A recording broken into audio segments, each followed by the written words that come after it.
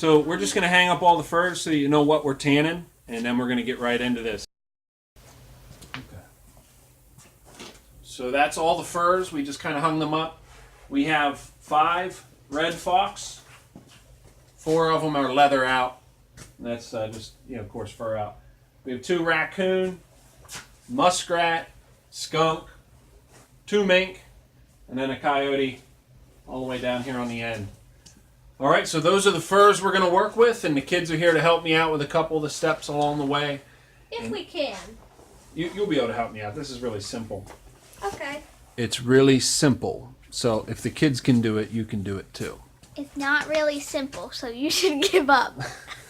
So the disclaimer here is... Disclaimer. Don't listen to anything Kara says. That's actually really good advice. So the real disclaimer is this. We're just doing this for fun. You'll learn a little bit about tanning in the process. This is the 2nd episode in the process. So go back, watch the first one. And again, read the description down below. This is all about the Leakway family. Alyssa is dealing with a stroke-like situation, and we're trying to help the family out a little bit. So read the description. You'll see about that. You'll see all about that. All right, let's get started. What do you say? I agree. This is the transition. This is easy. So what are we doing to them exactly, Daddy? We're tanning. How do we do that? That's a great question. Stick around, and you'll learn all about it. I don't know where on the floor. So while the kids are just cleaning up what's left of the little rack we had there, Kara's going to re-stir the buckets that we have. We got our... Can I stir them this time?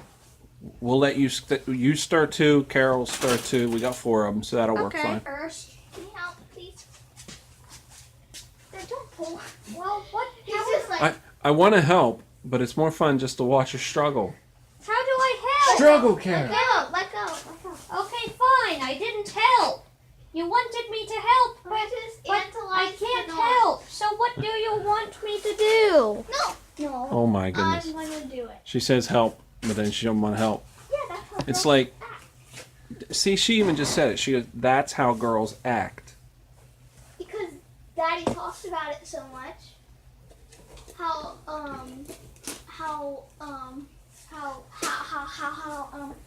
there should be like in the future. It's my eye. No, it isn't. It's your face. Okay, that's the wet end. That's the dry end. It's still bad. Let's go stir these things before she blinds me. You will notice when you're stirring them up with this concentration that a lot of the alum and the salt and the what's the other thing? The washing soda, whatever it is. There's going to be a lot of it's going to be floating through, so it won't all dissolve. The water, with it being 3 gallons, there's just not enough in there to dissolve every bit of this chemical you put in. And that's fine. That just means you've totally saturated the water. So you're putting in more chemical than what the water needs, but again, that's just making sure that it's a good mix. It's a strong concentrate, so to speak. All right. So Derek's doing a little stirring. Kara's doing a little stirring. All right. Thank you, Daddy. You're welcome, buddy. So go ahead and put the stir stick up, bud. Yeah, I know. The flash is kind of bright. Take it But out? yeah, I'll take it. Okay. So now we have 12 gallons of tanning solution here. And that should be more than enough to get us started. Okay, so after much debate, we figured out which ones we're going to tan first. So let me step in front of the camera for a second. The issue with having as many furs as what we have is the break period afterwards. So whenever you have to break the fur in, I don't want to be overwhelmed by having all the furs to break in at the same time. So I'm going to break this up into a couple segments, couple stages. So this whole process of releasing these videos may carry us over the next 2 weeks as I do some furs and kind of, as I go along. And maybe we'll learn something. And then the later tanning process is she moving behind my back? She's doing that thing. So maybe in the later processes. I'm not doing anything now. Now she won't, but I'll have the stigma down about. Anyways. Sorry. Fatherhood. Technical difficulties. Please stand by. Maybe I'll do the second round of tannings a little different. But what we've decided on is Kara is going to work the skunk. Derek is going to work a muskrat. That's why it smelled so bad. And then for sake of all the trappers out there, I have a fox. That's what this one is here. I know it's hard to tell. I knocked his tail off. And it's not a real good fur, but we're going to work that one. And then this raccoon here. And then we're also going to do a mink. That one's like rock hard. Yeah. So these furs are in different quality as well, which I think is actually a good thing. So you get an idea. This is real life, right? A lot of the times we send the best furs off to auction. That's what it is. And then we keep some of them back for ourselves. We either keep like the best ones back, or we keep the worst ones back, or whatever.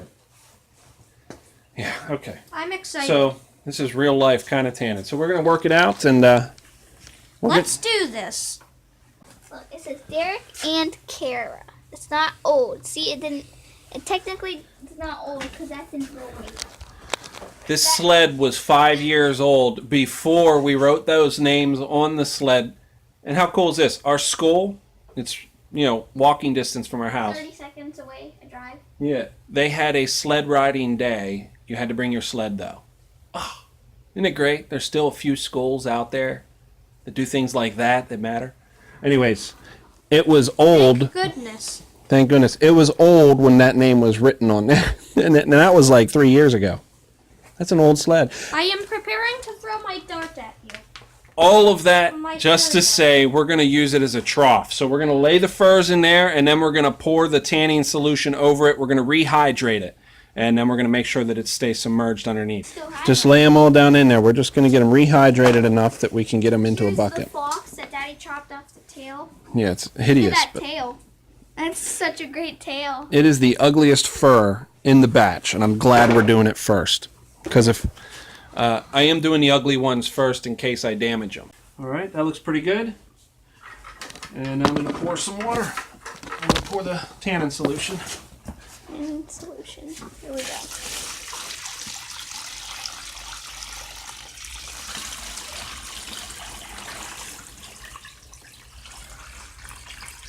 So what I'm doing here is I'm just rehydrating these furs with the solution.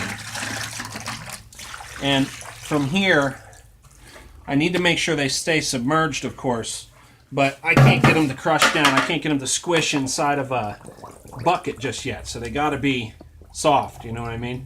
But it only takes... I don't want to ruin it. We definitely won't ruin it, so we'll make sure that we take our time with it and do it right.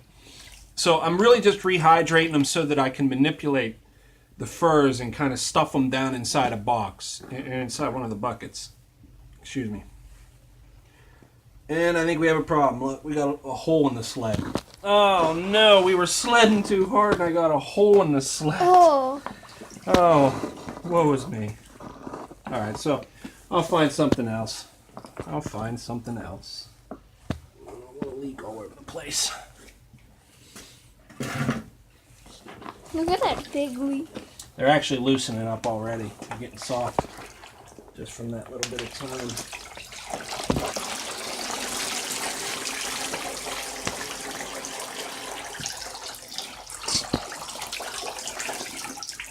They were wet. All that. Derek, would you open the door up over there? This one? Yeah, I'm just going to lay these outside for a minute while I clean up the sled water.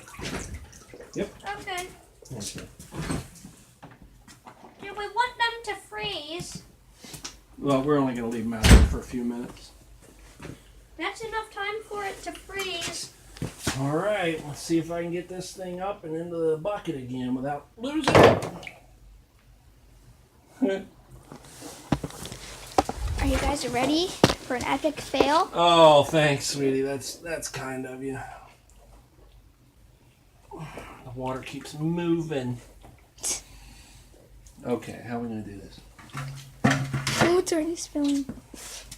How are we gonna do Derek's gonna have to I'll help you. help. Yeah, lift it up as I go up. So what you do is you'll lift it up just a little bit like that so that I can start to pour some in. All right, here it comes. Here it comes. Oh, good grief. It's not working. Daddy, do you think you can tilt it? Yeah, as I pick it up, you'll get more room, okay? Okay. Oh, we got your foot a little bit. Up, up, up, up, up, up, up. Oh, okay, that was terrible. Big Okay. spill. Big spill. Good. Everywhere. Thanks, sweetie. Epic fail. Oh yeah, earlier sure. I accidentally did this. Oh, good grief. Let me get a towel here. We'll have a... I'm glad that you're documenting all the failures. Yeah, but it's really hard to use a stick to be a cameraman too. I'd rather use my hand. It's really hard because you are trying to get down low, but then the stick gets in the way. Well, I tell you, it's a good thing that we made 12 gallons, right? Yeah. It's a good thing we made 12 We gallons. probably saved about 4. So hopefully in the 3. next few videos or skins or whatever, Don't worry, we will it'll be better. improve. Yes. This will not happen every time. I'll just edit this out. The mink is the one that's giving me the most trouble because I left the saddle on it and it's still really stiff, of course. But I got the fox and the raccoon in there. And then I have the mink in here. Now the skunk and the muskrat. This apple is still really good. Apple.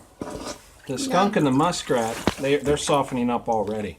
Red apple. Yum. So they're not going to need much solution.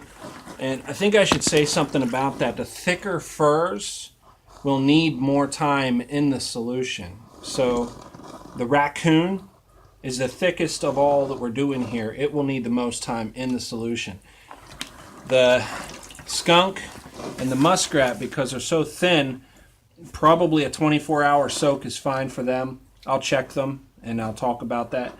And then the next one to come out would probably be the red fox and then the mink, because the mink is it actually does have a pretty thick fur. And then finally the raccoon. So I just put the muskrat and the skunk in this small one. Apple update. It's still really good.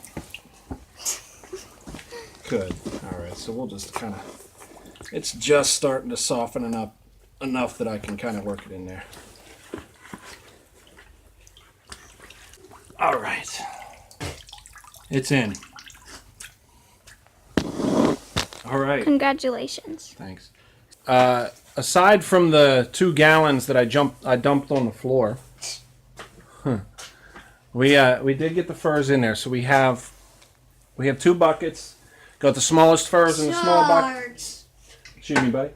The smallest furs are in the smallest bucket. The largest furs are in the larger bucket.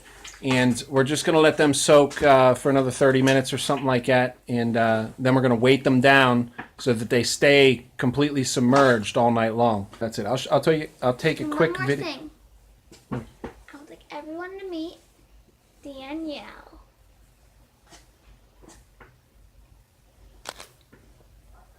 Okay. We met Danielle. Good grief. Have a great night, everybody. You know, let me just say here. Hold on. Let me talk to the people for a second. Just Okay. I'm gonna excuse myself to talk to the people. Why are we assuming we're gonna get at least two views on this video? Just pretend you guys can't hear me right now. Just, you know. Fathers that take their time out of their time, of their personal hunting time, to take kids hunting. Fathers and grandfathers, uncles, the men and women who take their personal trapping and hunting time to take children along with them, know that they are sacrificing a big part of the hunt and a big part of the trapping experience. To have the kids along, it does require that we sacrifice in some ways. I don't care who you are. If you've done it for real, you know what I'm telling you is the truth. Taking a child with you, it does make you less effective in a lot of ways. That being said, the reward is worth it. And you know what I mean. They make you grow and get... I'll tell you what, if you think you're a good trapper, try to catch animals through the hands of children. Try to remove yourself from the equation other than just your influence and information. Give it to them and let them go trap. And you'll find a reward that comes back to you that feels incredible. So, in short, take a kid trapping, right? Take them hunting. Take them fishing. Do all that stuff. It's harder, yes. The reward is so great. Go do it.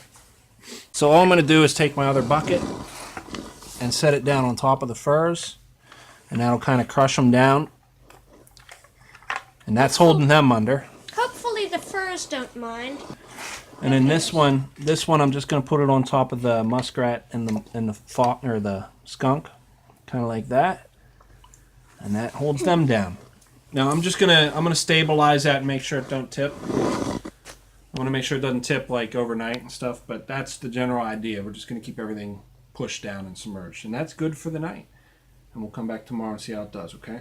Okay. All right, let's go feed the rabbits and get home. See you guys then. We got a movie night to get to, right? Yeah. Yeah. What are we going to watch tonight? I'll let you finish the title. What do we have? Let's watch Star Trek. Star Trek. Ah! Nick! Star Trek! Good one, Kara. Come on, Mr. Rabbit. It's an apple.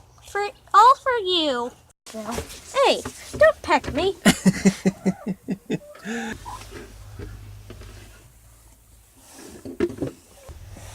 Bump it on the butt. There you go. Sneak 100. Well done.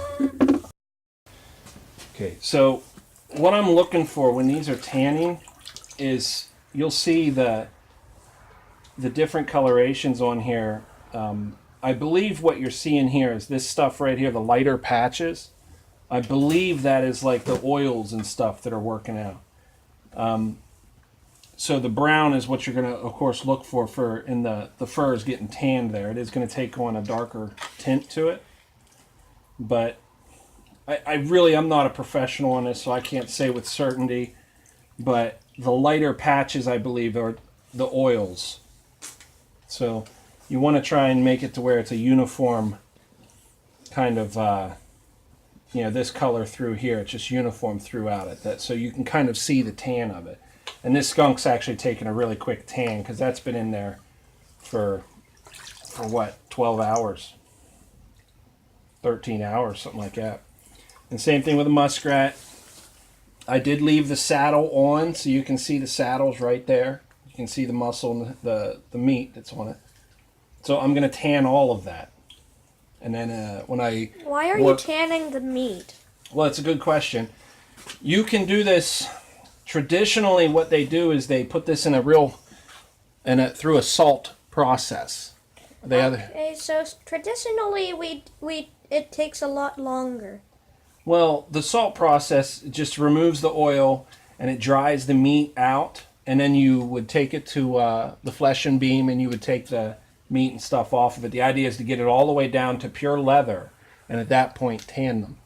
I'm just putting them in this solution and I'm tanning everything on it. And then I will take it and I'll work at that point, I'll work the meat and the oils out of it. Off of bean basically. But the oils should be out of it. They should come out with the soap or with the salt. But that's the muskrat, and you can kind of see it's real pliable. So this is probably just about tanned because it's uniform. There's a little spot over here that's a little bit different in coloration, but it's got a nice uniform color to it. It looks like the tanning is taken to the muskrat really fast, which is what you would expect since that's the lightest or the thinnest skin. If I put that out of the way for a second, and let's see what I pull out here. This is the fox. This is the roughest fox fur that I had. So we're doing this one first.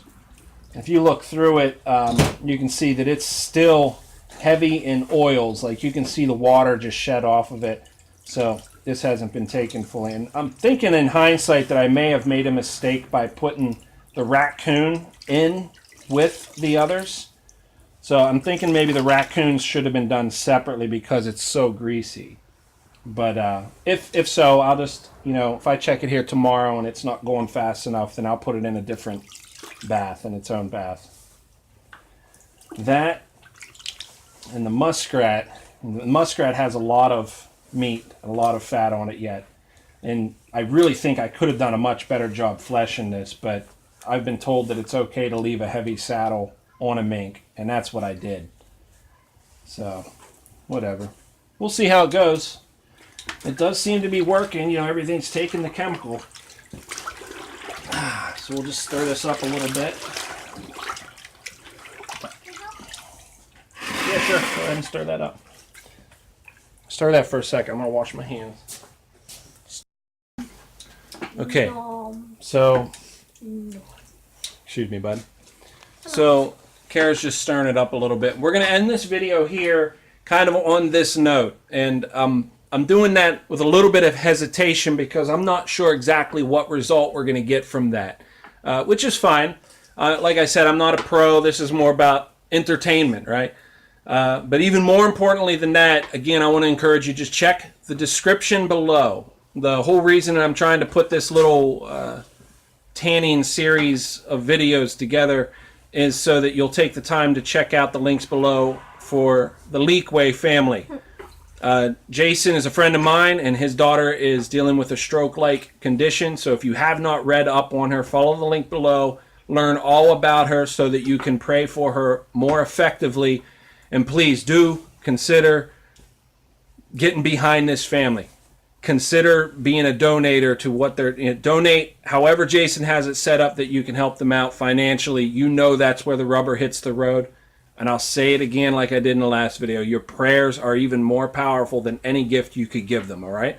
So pray first. Consider donating. Consider donating second, all right? But prayer. Really appreciate that. All right, kids, so we're going to go. And we'll come back with the next video whenever we have something to, to check on here. We're going to give this another day or two. Okay? Okay, sounds good. Bye, everybody.